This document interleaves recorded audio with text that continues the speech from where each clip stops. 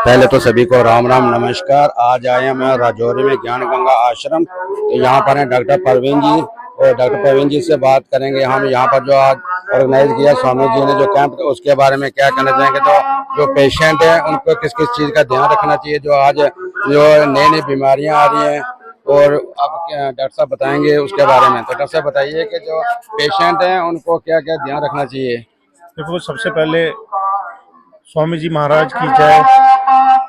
स्वामी जी का के आशीर्वाद से हम यहाँ आश्रम में आए हैं सेवा करने के लिए। हमें सेवा करने का मौका मिला है। सेवा में देखो हर किस्म की सेवा होती है। कई लोग लंगर चलाते हैं, कई लोग ही करते हैं, लेकिन आज हमें पेशेंट्स ट्रीट करने की सेवा यहाँ आश्रम में मिली है। तो हमारा सौभाग्य है कि हमें ये मौका मिला है। जैसे कि मैं एज सच जो मेरी स्पेशलिटी है, मैं यहाँ पे गैस्ट्रोएंटरोलॉजिस्ट काम करता हूँ जीएमसी राजौरी में।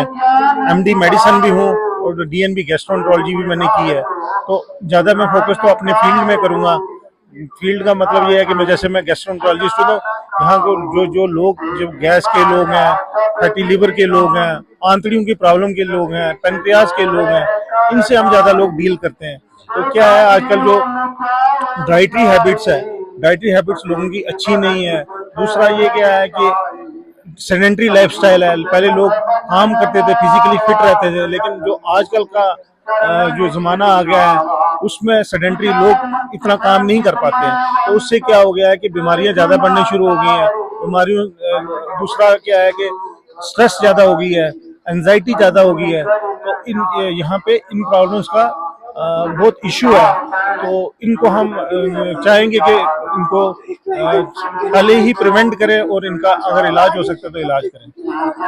खास करना जो गैस्ट्रिक के पेशेंट हैं, तो उनको खाने पीने का किस चीज के ऊपर ध्यान देना चाहिए, जो जिससे उनको ज्यादा प्रॉब्लम ना हो, इसके बारे में कुछ बता सकते हैं। देखो सर, डाइट बड़ी इम्पोर्टेंट है। अगर आप डाइट पे कंट्रोल नहीं करोगे तो बड़ी सारी बीमारियां हैं जो हो जाती हैं। जैसे एक शुगर है, बहुत कॉमन है। सेडेंटरी लाइफस्टाइल होगा, शुगर हो जाती है लोगों को, मोटापा हो जाता है लोगों को, उसी से बीपी भी बढ़ जाता है लोगों को, क्योंकि लाइफस्टाइल बहुत इंपॉर्टेंट है।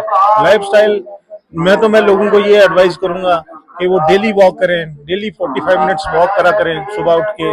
अपना जो वेट है मेंटेन रखें, वेट को ज्यादा होने नहीं देना है, अपने हाइट के हिसाब से अपना वेट रखना पड़ता है। तीसरा है कि डाइट पे कंट्रोल रखें कि जितनी जरूरत है उतनी खानी चाहिए।